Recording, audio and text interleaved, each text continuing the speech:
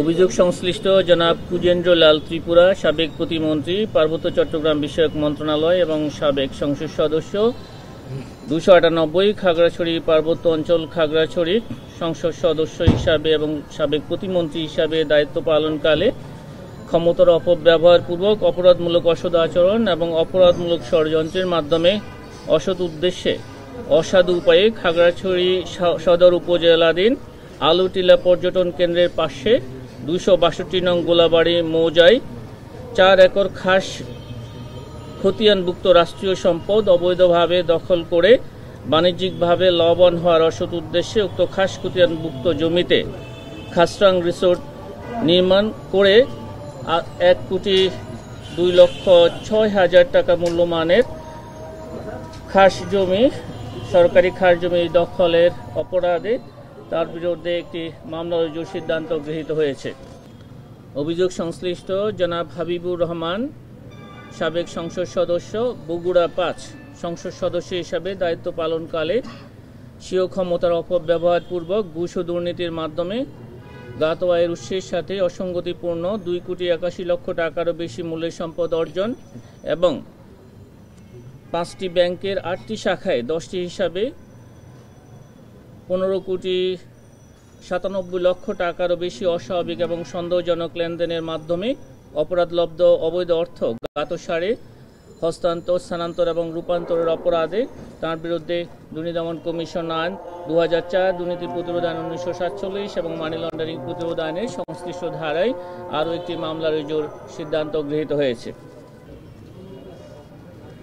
অভিযোগ সংশ্লিষ্ট জনাব মোহাম্মদ আসিফ ইকবাল সনি, উপজেলা পরিষদের চেয়ারম্যান হিসাবে দায়িত্ব পালনকালে স্বীয় ক্ষমতার অপব্যবহারপূর্বক ঘুষ ও দুর্নীতির মাধ্যমে 4,16,00,000 টাকারও বেশি মূল্যের সম্পদ অর্জন এবং 7টি ব্যাংকের 8টি শাখায় 12টি হিসাবে 44,43,00,000 টাকারও বেশি অস্বাভাবিক ও সন্দেহজনক লেনদেনের মাধ্যমে মানি লন্ডারিং সংক্রান্ত অপরাধ করায় তার বিরুদ্ধে দুর্নীতি দমন কমিশন আইন 2004, দুর্নীতি প্রতিরোধ আইন 1947 এবং মানি লন্ডারিং প্রতিরোধ আইনের সংশ্লিষ্ট ধারায় আরও একটি মামলা রুজুর সিদ্ধান্ত গৃহীত হয়েছে।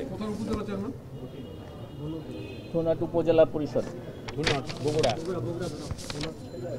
আমার মনে হয় এরপরে যেটা আসবে সেটা আপনাদের জন্য বেশি। ঠিক আছে না?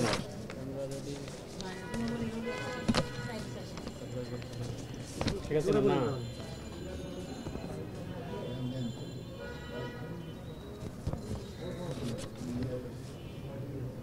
ঠিক আছে না? অভিযোগ সংশ্লিষ্ট জনাব জিয়াউল আহসান, মেজর জেনারেল, বরখাস্তকৃত, সাবেক মহাপরিচালক NTMC,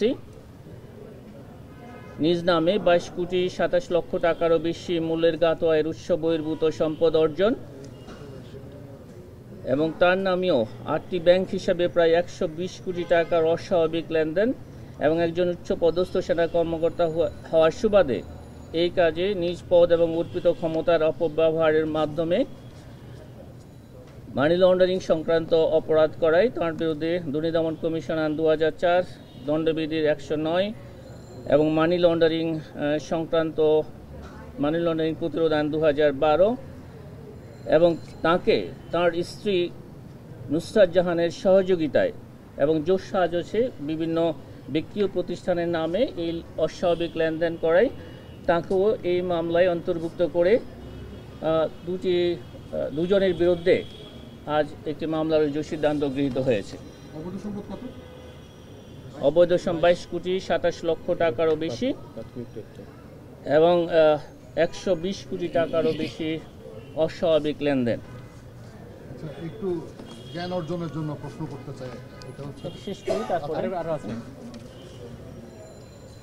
এই মামলাতে অনুমোদিত মামলাতে আসামি সংখ্যা 2 জন,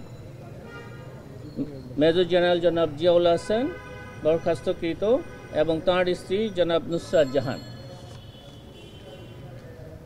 অভিযোগ সংশ্লিষ্ট জনাব নুসরাত জাহান, স্বামী মেজর জেনারেল জনাব জিয়াউল হাসান বরখাস্তকৃত, নিজ নামে গাতোয়ায়ের উৎস বহির্ভূত 18 কোটি 59 লক্ষ টাকারও বেশি মূল্যের সম্পদ অর্জন এবং তার নামেও 4টি সক্রিয় ব্যাংক হিসাবে প্রায় 222 কোটি 50 লক্ষ টাকারও বেশি অস্বাভাবিক লেনদেন এবং স্বামী অভিযোগ সংশ্লিষ্ট জনাব জিয়াউল আহসান সহযোগিতায় এবং পরস্পর যোগসাজশে বিভিন্ন ব্যক্তি ও প্রতিষ্ঠানের নামে স্থানান্তর, হস্তান্তর, রূপান্তরের অপরাধে দুর্নীতি দমন কমিশন আইন 2004, দণ্ডবিধির 109, মানি লন্ডারিং প্রতিরোধ আইন 2012 এর সংশ্লিষ্ট ধারায় আরও একটি মামলা রুজুর সিদ্ধান্ত গৃহীত হয়েছে।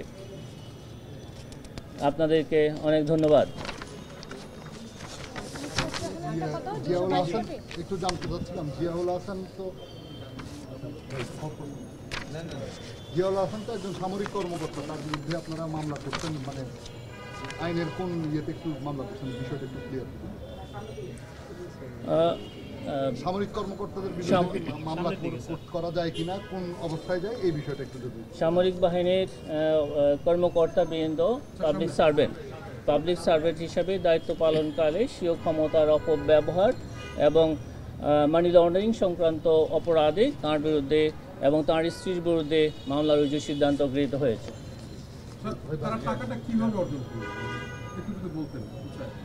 আমরা বলেছি স্বীয় ক্ষমতার অপব্যবহার এবং বিভিন্ন ঘুষ ও দুর্নীতির মাধ্যমে এই অস্বাভাবিক লেনদেন এবং এই অর্থের গাতোয়ায় বহির্ভূত সম্পদ অর্জনের অপরাধে তাঁর এবং তাঁর স্ত্রীর বিরুদ্ধে মামলা রুজুর সিদ্ধান্ত গৃহীত হয়েছে।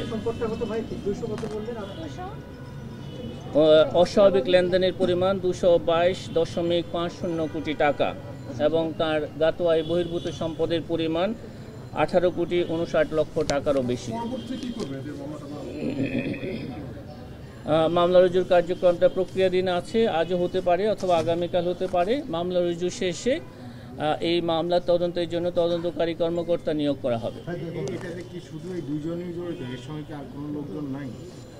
একটু অপেক্ষা করেন, এই অভিযোগ সংশ্লিষ্ট ব্যক্তিদের সাথে আরও যারা এই সাথে আছেন তাদের বিরুদ্ধেও কার্যক্রম চলমান আছে, আপনারা দেখতে পাবেন।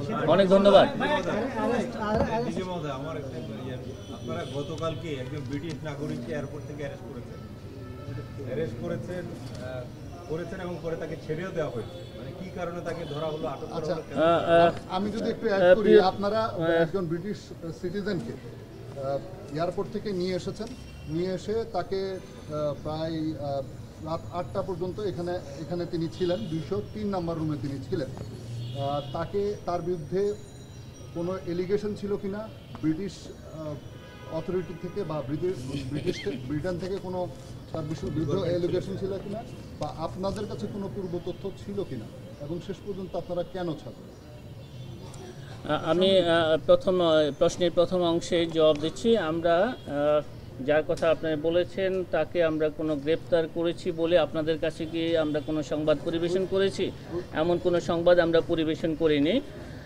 এটা আপনি ঠিক বলেছেন। হ্যাঁ, তাকে আমরা এখানে কিছু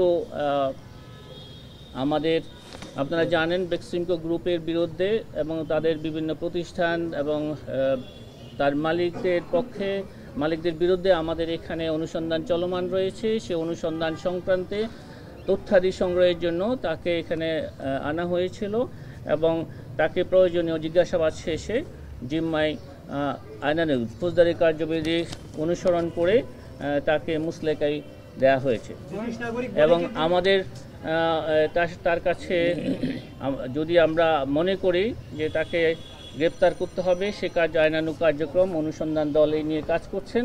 প্রয়োজন বোধে গ্রেপ্তারের প্রয়োজন হলে সে কাজটি তারা নিশ্চয় করবেন। ধন্যবাদ।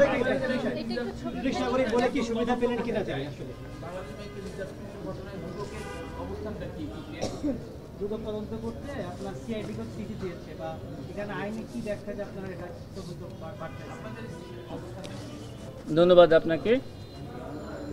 বাংলাদেশ ব্যাংকের কর্মকর্তাগণও কিন্তু পাবলিক সার্ভেন্ট। যে বাংলাদেশ ব্যাংকের যে রিজার্ভ চুরি যেটা হয়েছে সেটার সাথে বাংলাদেশ ব্যাংকের কর্মকর্তা সহ আরও যারা জড়িত ছিলেন তাদের অনেকেই এখানে পাবলিক সার্ভেন্ট ছিলেন। আইন অনুযায়ী যদি পাবলিক সার্ভেন্ট নিজ দায়িত্ব পালনকালে ক্ষমতার অপব্যবহার এবং সরকারি অর্থ তছরুপের সাথে কোনো কর্মকর্তা জড়িত থাকেন, তাহলে এই অপরাধ কেবলমাত্র দুর্নীতি দমন কমিশন আইন 2004 অনুযায়ী দুর্নীতি দমন কমিশন কর্তৃক তদন্তযোগ্য। এটা অন্য কোনো সংস্থা যদি করে থাকেন সেটা এখতিয়ার বহির্ভূতভাবে তারা যে কার্যক্রম পরিচালনা করেছেন সেটা এখতিয়ার বহির্ভূত ছিল। আমরা আইনানুগভাবে এটা তাদের কাছে সিআইডির কাছে, যেহেতু সিআইডি এই বিষয়ে ইতিপূর্বে তদন্ত শুরু করেছিলেন, প্রক্রিয়াগত এবং আইনানুগভাবে এটা ত্রুটিপূর্ণ ছিল, সেই বিষয়টা আমরা তুলে ধরে তাদের কাছে পত্র যোগাযোগ করা হয়েছে। কারণ আমরা অতীতে দেখেছি এখতিয়ার বহির্ভূতভাবে দুদকের তফসিলভুক্ত অপরাধের ক্ষেত্রে পুলিশ সহ অন্যান্য আইনশৃঙ্খলা বাহিনী নিজেরা তদন্ত করে বিজ্ঞ আদালতে প্রতিবেদন দাখিল করেছেন, চার্জশিট দাখিল করেছেন এবং সেই মামলাগুলো আমাদের কাছে বিজ্ঞ আদালত পরবর্তীতে এখতিয়ার বহির্ভূতভাবে মামলাগুলো তদন্ত করার কারণে তদন্তের জন্য দুর্নীতি দমন কমিশনে প্রেরণ করেছে। এই প্রক্রিয়াটাও সিআইডি যে কার্যক্রমটা তাদের আইন অনুযায়ী তারা করছিলেন সেটা অ্যাকচুয়ালি এখানে যদি বাংলাদেশ ব্যাংকের কর্মকর্তাদের সম্পৃক্ততা রয়েছে, সেই কারণেই এটা যদি তদন্ত করে চার্জশিট দেনও আদালতে, তারপরেও এটা ত্রুটিপূর্ণ হতো এবং আবার এটা দেখা যেত যে 2 বছর তদন্ত শেষে আবার এটা দুদকের কাছে ফেরত আসতো। তো সেটা আমরা আগেই সংশোধনের জন্য এই উদ্যোগটা গ্রহণ করা হয়েছে। এই সংক্রান্ত জটিলতা অতীতে কখনো আপনারা বলেছেন আমাদের এখতিয়ার, কখনো বলেছেন আমাদের এখতিয়ার নয়। আচ্ছা, আমরা আপনাদেরকে অনুরোধ করব, আপনারা ওয়েবসাইটে যাবেন এবং দুর্নীতি দমন কমিশন আইন 2004-এর ধারা 20 একটু দেখার জন্য। সেখানে সুস্পষ্টভাবে এই বিষয়টি উল্লেখ করা হয়েছে। দুর্নীতি দমন কমিশনের আইন 2004-এর তফসিলভুক্ত অপরাধ কেবলমাত্র দুর্নীতি দমন কমিশন কর্তৃক তদন্তযোগ্য, কেবলমাত্র।